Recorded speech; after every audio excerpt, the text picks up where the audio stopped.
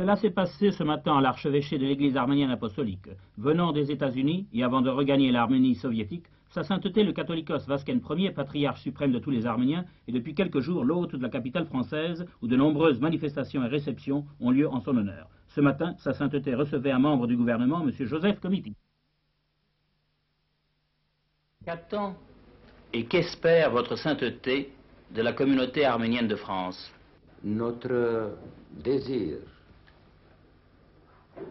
et notre prière est que nos fidèles de France restent fidèles à leur Église sainte arménienne, qu'ils gardent la foi chrétienne, nos traditions et les valeurs culturelles de l'Église et du peuple arménien.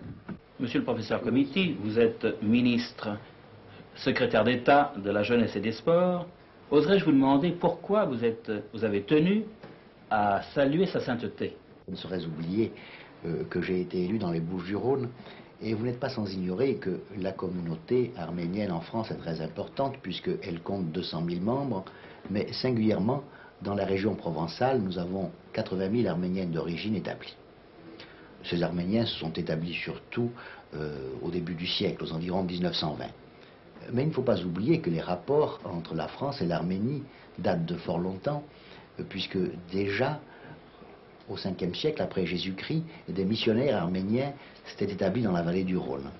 Et puis, au 14e siècle, après que ces rapports soient développés tout au long des croisades, Léon de Lusignan, le dernier roi d'Arménie, qui, soit dit en passant, était d'origine française, s'est réfugié en France et est inhumé en la basilique Saint-Denis. Je crois savoir d'ailleurs qu'il y avait un certain nombre de communautés arméniennes du temps des croisades, dans la Provence, dans le Roussillon, dans le Languedoc. C'est exact. Et après, également, Colbert a fait installer en Provence un certain nombre d'artisans arméniens qui jouissaient d'un statut spécial. Quel a été l'apport, s'il vous plaît, l'apport d'immigration des Arméniens en France? L'apport, je vous l'ai dit, ils sont 200 000 en France. Mais l'apport, en dehors du nombre d'Arméniens, ce qui est important à considérer, c'est la façon dont les Arméniens sont intégrés dans cette communauté française. Nous les avons vus arriver en 1920, misérables, dénués de tout, et puis ils sont petit à petit attaqués à leurs problèmes qui étaient difficiles.